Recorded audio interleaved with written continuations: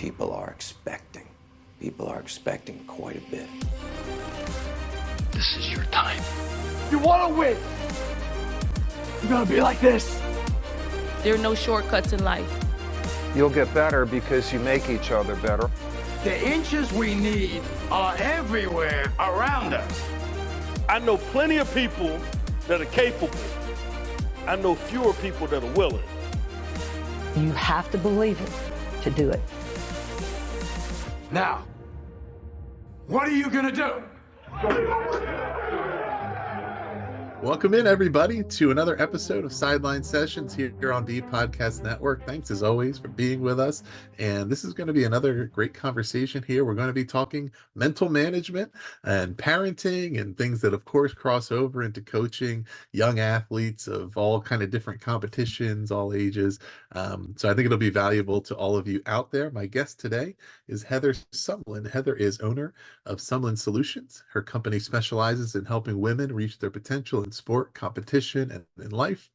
Heather is a master level mental management certified coach trained personally by the founder of mental management, Olympic champion Lanny Bassham, who is also her father.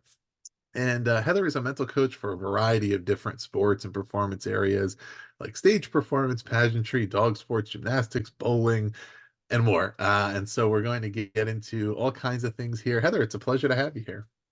It's nice to be here. Thanks for inviting me. Yeah, let's start here. What is mental management? What are we talking about here? So I'll give you the backstory. My father was slow, short, and uncoordinated when he was in school. And he was the last kid picked on any team, right? And so you wouldn't have thought that he would become an Olympic champion one day, but he did. He found a sport that would take a slow, short, uncoordinated person to the Olympics. It was rifle shooting. So his first trip to the Olympics, he was technically really, really good. He made the Olympic team, and his teammate was the current world champion at the time. And my father's scores were in line with his. So he gets to the Olympics, and my father had a mental meltdown. And so even though he was capable of winning gold, he came home defeated.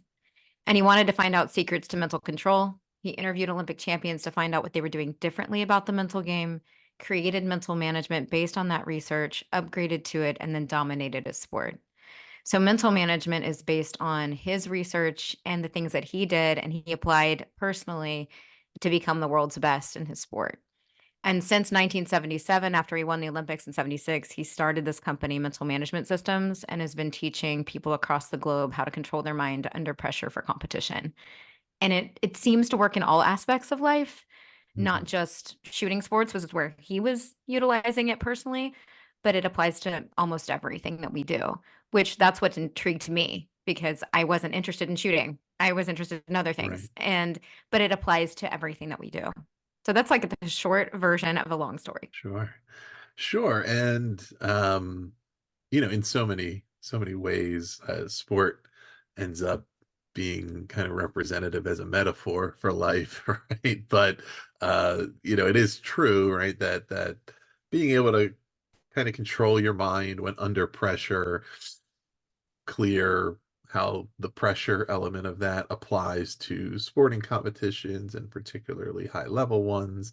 And, this is discussed with respect to business settings as well. But for kids, and this could be younger kids or teenagers, right? There also could be elements, I presume, when we talk about their overall development, right? How there's certain things that kids are learning life skills via their participation in sports or other types of events and activities, but that certainly being able to perform under pressure and different ways of managing oneself when under pressure. Adolescents feel pressure in a lot of ways. So, are there other ways that this seems to come up a lot when we're talking to young athletes, but young people first and foremost? Absolutely. I think we are constantly competing for something. Mhm. So whether it's a spot on the team, whether it's a role in the school play, whether it's grades, we're competing all the time. So being able to control your mind under pressure is vital to success in life. So, uh, so via your story, or you shared how your father first discovered this firsthand experience, and then researching it further and kind of putting together his system. So that's one illustration of how better mental management was, supportive in his success in his sport.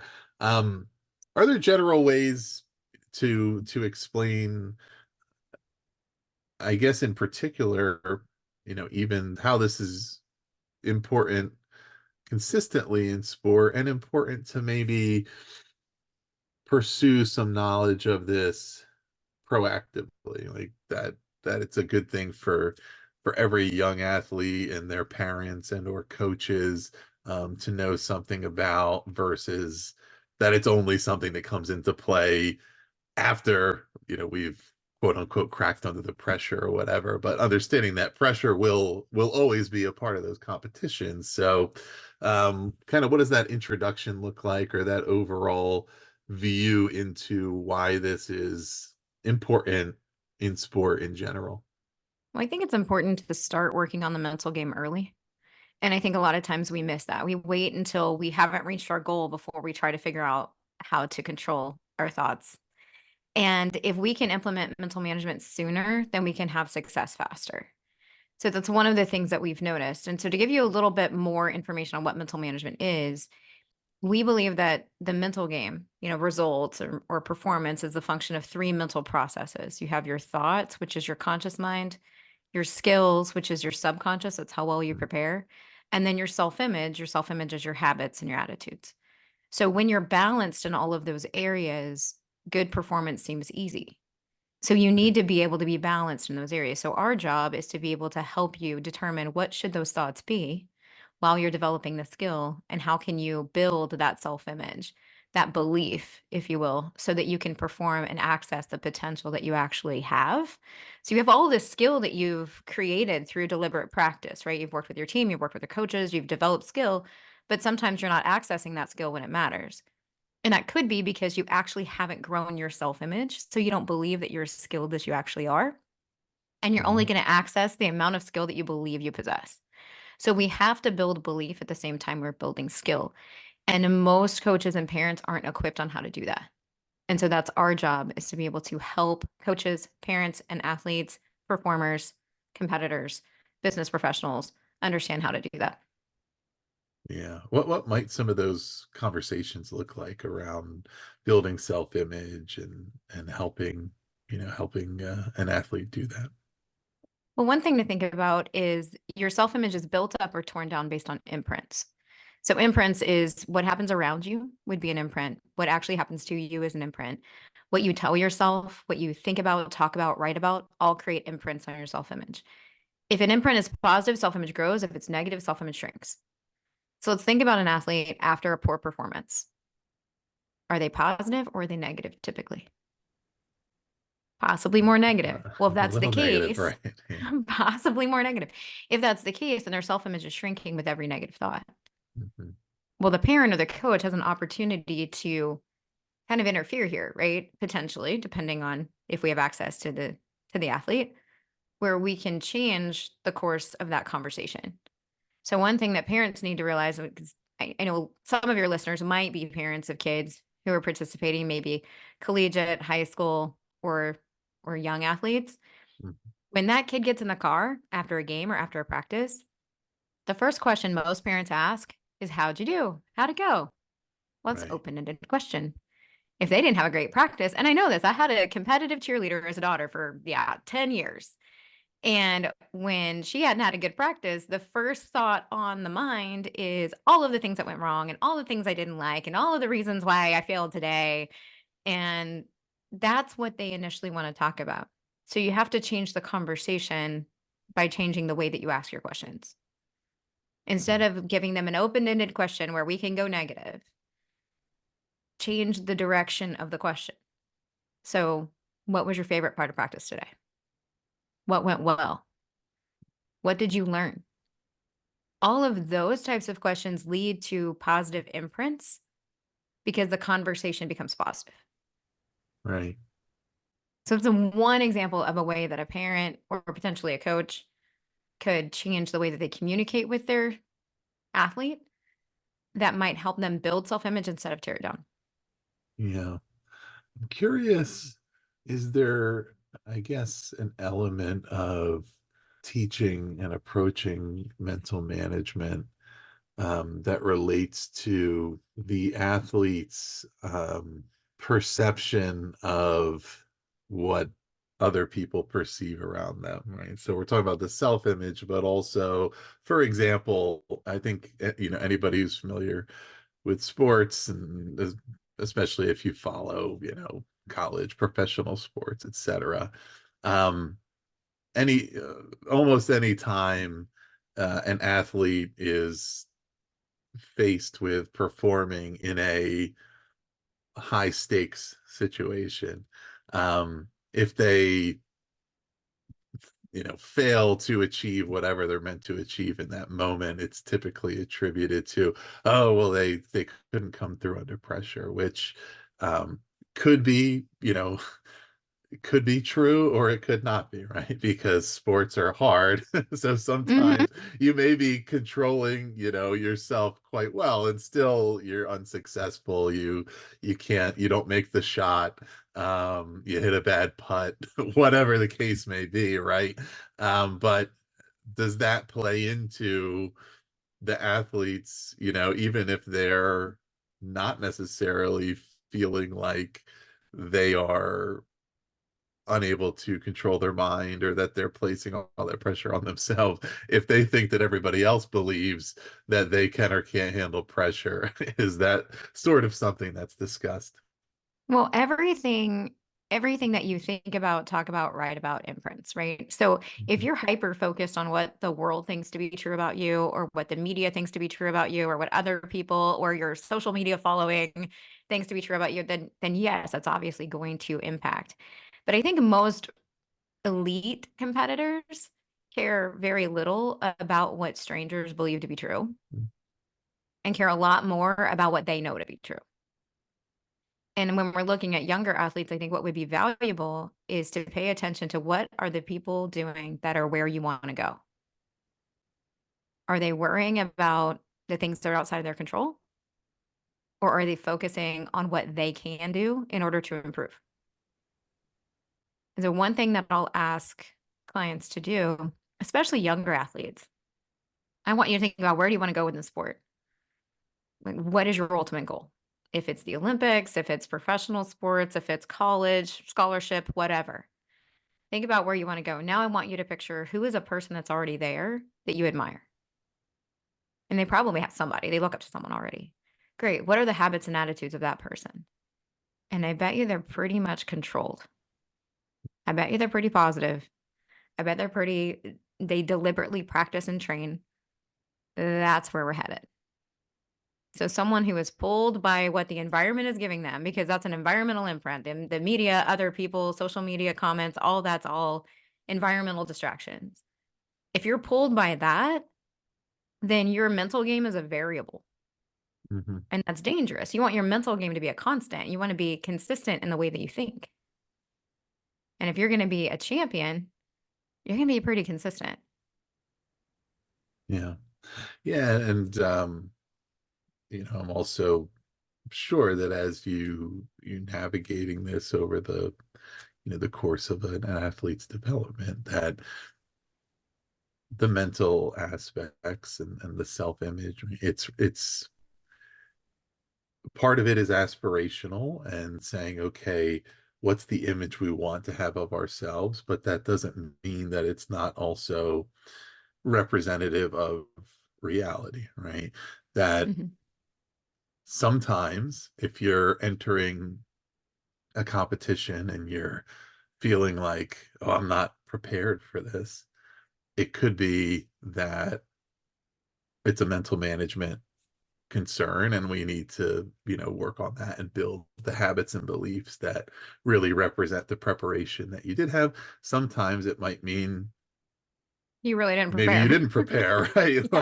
Yeah. Like, which is the biggest huge thing with these athletes that perform well under pressure. It's because, right, they have done these things so many times that they don't have to think about the things that they don't have to think about. The muscle memory, the routines, all of that stuff is so practiced that they can dedicate those mental management resources to the other elements that maybe aren't present in practice. But of course, important to say that's part of the conversation too, to say, okay, why are you feeling this? Let's figure, okay, well, I know for a fact that you are fully prepared, so let's work on building that self-image. Well, okay, in this case, maybe it's telling us, right, you are unprepared. And so that's something we need to work on instead. But just to, for anybody who's listening, right, to contextualize that and say, yes, it's all part of it, right? You could be the best at mental management. It doesn't mean that it's not still necessary to do everything else as well. Well, that's why there's 3 mental processes, right? Mhm. So we're talking about self-image, but if you don't have subconscious skill, you can't access what you don't know how to do. Right. And then your conscious mind needs to be controlled.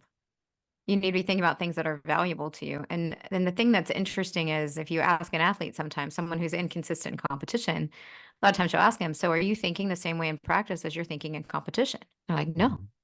Like, well, why not? Well, because it's competition. Okay, but it's the same action. So your thoughts need to be consistent. So the way that you train needs to be duplicated. You're going to technically do the same thing. So why wouldn't you mentally do the same thing?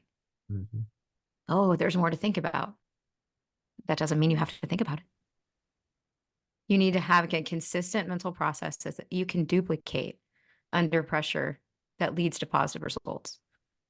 So it's being disciplined to be able to put into action the same thought processes. So my dad's thoughts in the Olympic Games was the same. Like in 1976, when he won the gold medal, he had a thought process that was consistent on every shot. 72, his thoughts were dependent on what's going on around him. Big difference. Now, on paper, my dad won a silver medal in 1972. So people are like, wow, yeah, you were really good. He was, but the rest of the world just wasn't as competitive as the United States at that time in his sport. But in 76, he was controlled. In 74, he was controlled in the World Championships. He won 15 medals at one World Championships because he had a mental process that he ran on every single shot. And then everybody else is, potentially worrying about what's going on around them. And our youth is consistently worried about what's going on around them or what's in that shiny little rectangle that they carry in their pocket.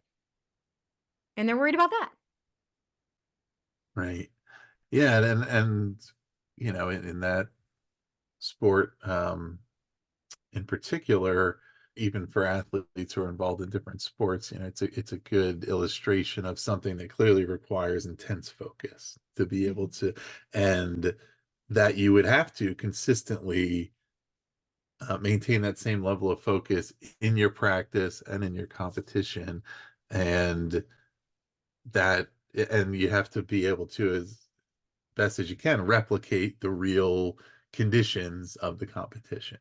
And and it's obvious how sometimes athletes can see this in themselves. Okay, in practice, are you doing what you can to replicate what the conditions are going to be?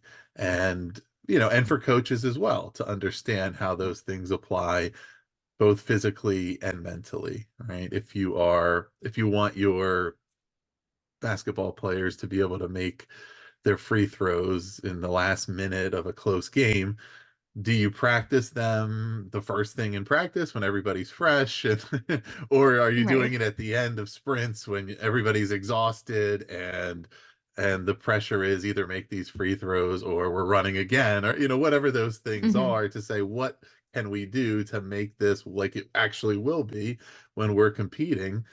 Because otherwise it's, even if again, you could be focused but just not truly practice, or vice versa, where you could be practicing these things in a situation where you're just not really putting that much effort and focus into it, and you're just sort of going through the motions. And then when it's time, when it really is hard, um, it's just not there because, right, you don't possess that skill, as you said, in this case, the mental skill to be able to really block out everything but your objective. Hmm. Um, and ultimately, whether it's an individual sport or a team sport, um, once you get there, it is a competition, right? It's Hmm. you against whoever else, and you're going to have to perform each of these things better than the other the other person or the other team is, or else you're not, going to be able to get the result you likely want. Yeah, but there's a time to think about outcome, Mhm. which I think is also interesting. The time to think about outcome is in practice. That's when you're motivated to work really hard so you can outwork the competition, make sure you have the skills. I agree with you. You better practice in all sorts of conditions because the last thing you want to do is say, oh, it's windy and it's rainy. I'm not going to practice today. Well, you could be competing in wind and rain. Like you need to practice in all conditions if your sport requires you to compete in them. And, but when to think about outcome isn't the day of a competition. Mhm. Because if you're focused on outcome, you're going to be pulled to overtry and to Right. put more effort in that's required. And therefore, you're going to fall short of your potential. So then it's no, we're going to focus on the process of executing what we need to do in the moment. We're not going to think too far ahead. The outcome will take care of itself. And I think a lot of athletes get that confused, maybe, or maybe they just don't think about it that way. They're like, man, we got to win. We're going to win. We're going to win. Okay, you need to implement the things necessary to be able to win, not just focus on winning only. Right. Right. And I'm sure in the case of, like to reference your father again, right? There's, I mean, probably other smaller competitions in between, but for athletes that are at that level of their sport, when you think about Olympics, Olympics are every 4 years, world championships are every four as well. But so there's 2 years in between each of those major Mhm. competitions. 2 years is a long time, but the person who's going to want to be the absolute best at that is thinking every day about the outcome they want to get at that, Mhm. every day when they go to practice or train or whatever they're doing, they're thinking about, this is because when I get to that competition in 2 years, I want to have no regrets that I performed my Everything. absolute best, and Mhm. there's some things I can't control. If I do my absolute best and somebody else is better, okay, I can't do anything Right. You can't about do anything that. about that. But I Right. don't want to get there and say, oh, I know I could have done better, had I prepared better, or had I been more focused on my outcomes and all of that. Um, but maintaining that level of focus is not easy, right? For that amount of Mm-mm. time, when you're trying, same thing for other sports. If your preseason starts a couple of months before the season, still a couple of months of every day saying, look, this might be the first day of practice and we might not have a game for 3 months, but what we do today is what prepares us for what we want to happen then, and we can't just flip a switch when we get there, or unless we're just, so much more talented than the competition. But that's typically not the case. It's not likely in an elite competition. Right. You're gonna probably gonna be that much better than everybody else that you could have rested. Right. Yeah, Uh, it's not super likely. Heather, is there, like, I guess, a starting point or an introductory point for a parent who wants to learn more about this, wants to start to maybe have these discussions with their child? Maybe it's their first kid that's getting to the point of participating in sports, right? So they haven't kind of had that experience before, or it's a sport they're not super familiar with, right? But what are the first couple of things to look at or to kind of start to think about? I think parents need to realize that they are their child's first and most important mental coach. So no matter who your child works with on the mental game or technical game, You are your child's first and most important mental coach, and you're probably not equipped to be so. So there's some resources that are available to you. My father wrote a couple of books that are really valuable that I think all parents of competitors should probably read. Parenting Champions is one of them by Lanny Bassham. It's available on my site, heathersumlin.com. It's available on mentalmanagement.com or Amazon, whatever. So that's a good resource to be able to help equip you. But you have to understand that you're the one that your child is going to be listening to. You're the one who's going to set the tone for how they get out of the car to go to practice and how they come home from practice. You have more influence over their mental game than anyone else on the planet. And so recognizing that, believing that, and knowing that, and then equipping yourself to be able to handle it is good.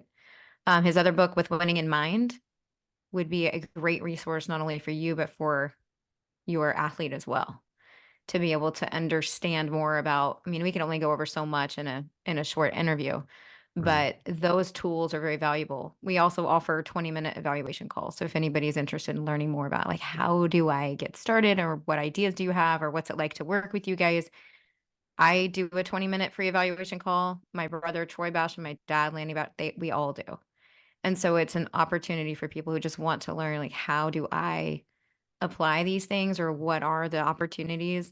Those are some things that they can do. The main thing is that your job as a parent is to build the self-image of your athlete, which means the way you communicate with them. If your words are leading to self-image damaging imprints, then you need to turn those imprints into something that's valuable. There's the principle of the picture. It's not important what we say. It's important what we cause ourselves and others to picture. What we cause ourselves or others to picture is critical. So you got to think about the picture that you're creating based on the words that you're giving, whether it's to your child, to yourself, to your colleague, to your spouse. Think about, is the picture that I am giving based on the words that I'm choosing the imprints that I want? And so it's important that we pay attention to the way that we communicate. Yeah. And I've heard you talk before about parents essentially matching their child's level of passion about the sport when it comes to how do we support them, how do we talk about their the outcomes they want and their participation, or figure out the right ways to support them. Can you describe that a little bit, how parents can sort of assess and evaluate and take action on that? Yeah, we have different participation levels. So we're either training to learn, which means we're just really interested in a sport. We're not passionate about it. We have no passion. We're just interested. So that's someone who's training to learn. We have training to compete. That's someone who's committed. I mean, I'm in maybe private lessons. I'm starting to compete, but I'm not training to win yet. Training to win means I am passionate. And you can kind of tell where your kid lands if they're interested, committed, or passionate. And what really is dangerous is when you have a parent who has a different participation level than their kid. If your kid is training to learn and you are training to win, that is a disservice to your kid. And I saw it often because my daughter was a competitive cheerleader. I don't know if you've ever been in a cheer gym when moms are watching cheer, or even if you've ever watched, I don't know, Dance Moms or whatever, right? You have many parents who are training to win, and their kid is obviously training to learn. And then they put this pressure and these expectations on their kid, which is unnecessary. But the opposite is also dangerous. When your kid is training to win and they really are passionate and you don't match that passion, that's also difficult for that kid. So you want to make sure you pay attention to, where is your child's level of participation? What are they willing to give the sport, and match it as best you can. If they're passionate, do your best to be at the games, be at the practices, talk to them about it. Let them talk your ear off about it, even though you may not care about it. But match their passion as best you can.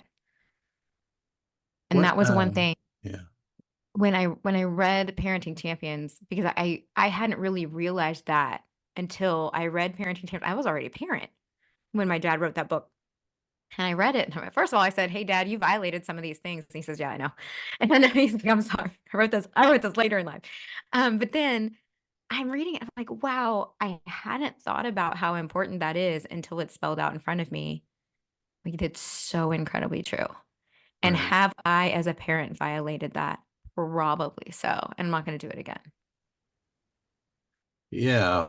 Yeah. And then the second part of that in particular is interesting because for a lot of listeners, they may have at least, even if they find it harder to put into practice, heard, or it may be logical that the parent having a much higher level of passion about the sport than the child is uh, perhaps not the desired dynamic, but the truth of the opposite as well, which doesn't necessarily get discussed as much in sports, I don't think.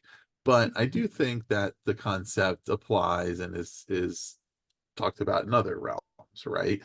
Basically, if you're a parent and you're showing that you don't care about the thing that your kid really cares about, that that indicates to them something that's probably not positive. And it doesn't mean that everybody is a huge sports enthusiast or has a great knowledge of sports, but it's at least about saying, I know that this is something that you really care about, that you're really motivated by.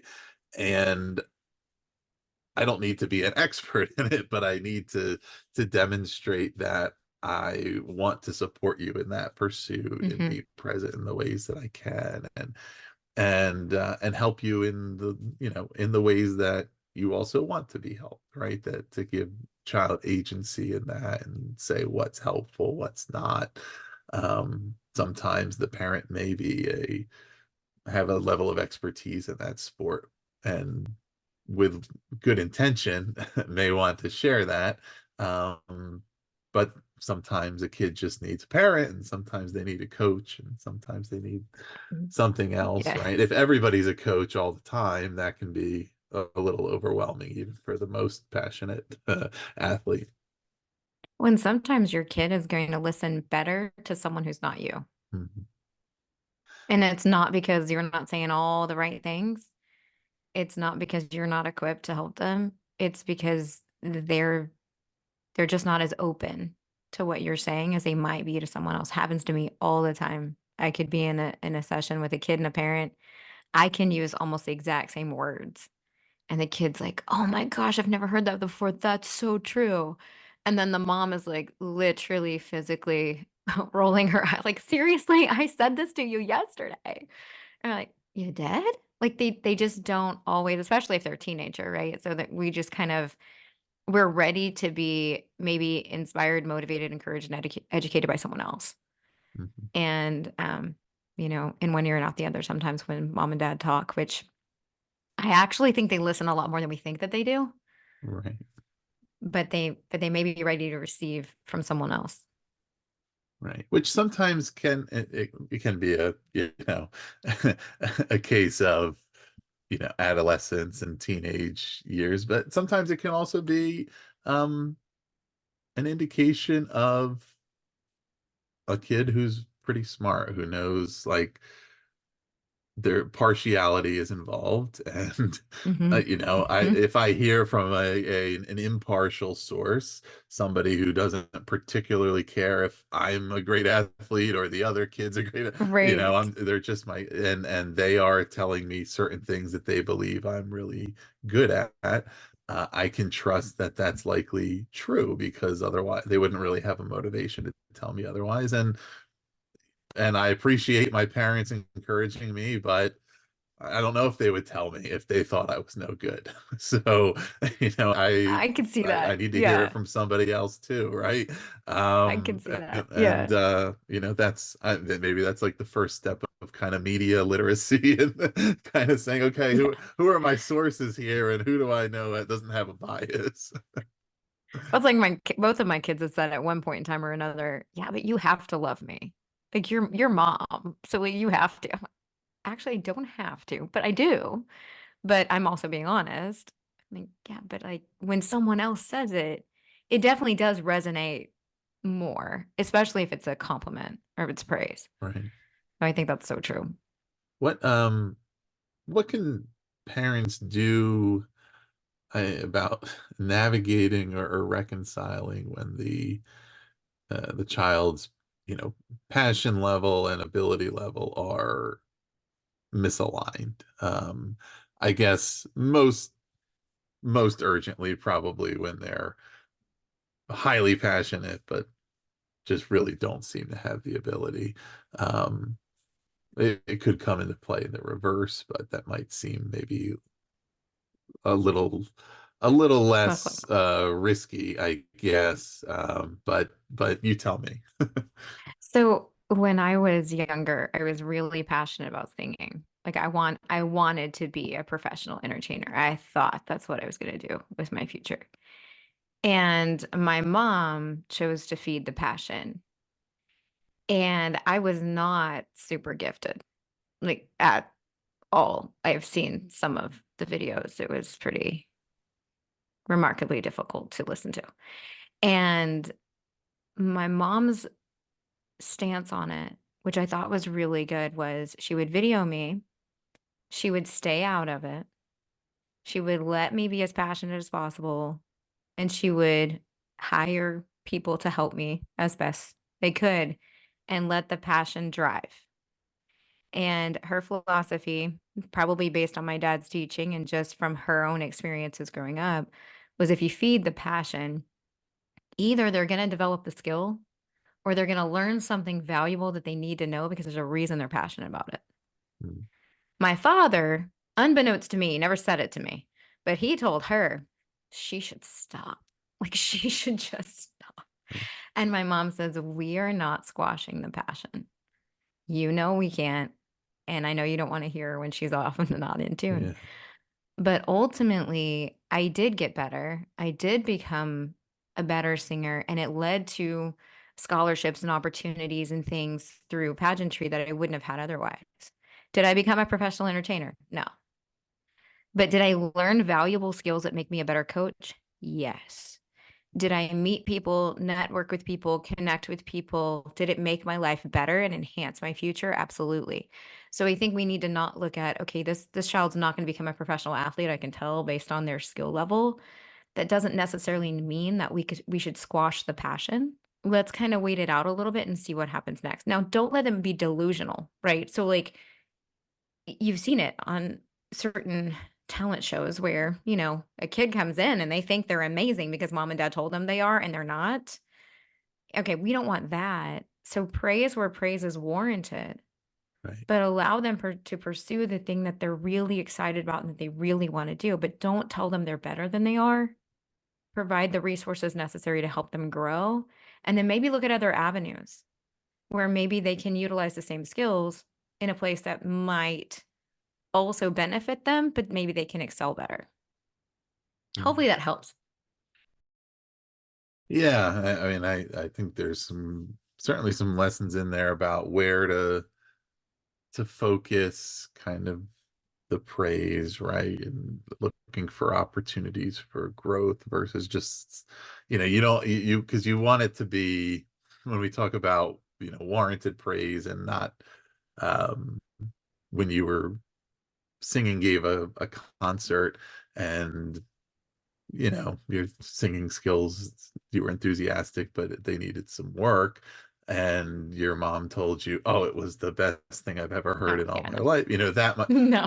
But also if you said, how did you like the concert, and she said, you just look so cute up there, I love that shirt, you might say, yeah, that has nothing to do with my singing, right? It has to be something that means something without being, untrue, but still having some encouragement or focus on the growth. And I mean, I assume another part of this is ensuring that there aren't unreasonable Mm, expectations placed on this. For exactly. example, if your child, due to the the relative effort they're putting into their football career versus their schoolwork is such that they are banking Oh. everything on getting a scholarship to college, and you're just like, there's no way you're getting it. Don't let that Hmm. happen. Right. Right.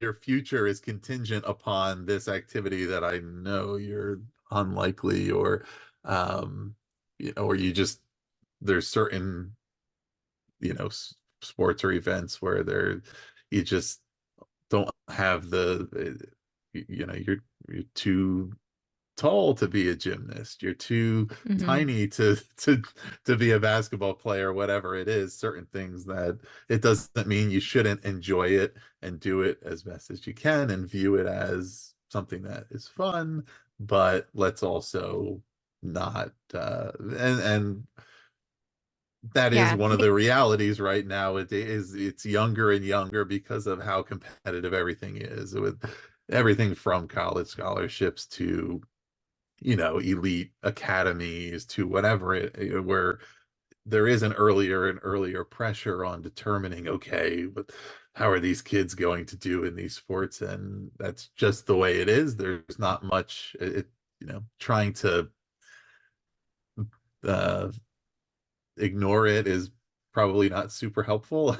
But at the same time, to say, okay, um let's not let's not pin our entire future on something that's not a good bet. What Let's kind what of, yeah. what's really interesting is when my dad came home. So in sixth grade, I think it was, they were studying the Olympics in school, and he said that the teacher was talking about, I wonder who would have the best chance of winning an Olympic medal someday out of this class. And the kid sitting next to my dad said, "Well, I don't know who'd have the best chance, but I know for sure who'd have the worst chance, Lanny," and pointed out my father because he was that slow, short, uncoordinated kid that just wasn't athletic. Well, he came home and told his mom, he's like, "I'm going to the Olympics." I- And the thing is, she could have squashed that and said, "Well, oh, honey, that's so sweet." Like, no. But she didn't. She was like, "Okay, fine. You're going to need to figure out how." They didn't ever squash the dream. Yeah. Don't limit the dream of your kid. Does it mean that they're now he wasn't going to go in any sport that required someone who was strong and fast and equipped like that. But there are other sports and other Right. options. And so he never let go of the dream, and then the vehicle presented itself, which is rifle shooting, was the only sport you're trying to make the body stop instead of trying to make it go. And obviously he sat on the bench enough to know how to make the body stop. So he found the vehicle because the dream never died. And Mhm. I think as parents, our job is to try to keep the dream alive and not squash the dream because we don't know why the dream is there. And then Yeah. let the kid believe until that door closes on them. And another door will open. But it could be the skills that they possess in the process make them a better athlete for a different sport or a different avenue, or maybe they become a coach because they're Right. really great and gifted and they know the sport in and out, and they become an amazing coach, but they could never be a professional. There's nothing wrong with that. So I think sometimes we're too quick to try to navigate for our kids where they need to go and what they need to do. Yeah. Yeah, and I mean, intrinsic motivation is perhaps the most sustainable energy source on the planet, right? So, finding a way to tap into that and to, open up more opportunities, see what, keep doing what you're doing, and let's also try this. Did you ever think Right. about this and that? And there's so many other things out there that, right, like most people's first image that comes to mind when they think about the Olympics is, a few different sports, but there's Mhm. a whole variety of things that encompass a whole variety of skill sets and interests, and that's the same in all kinds of fields.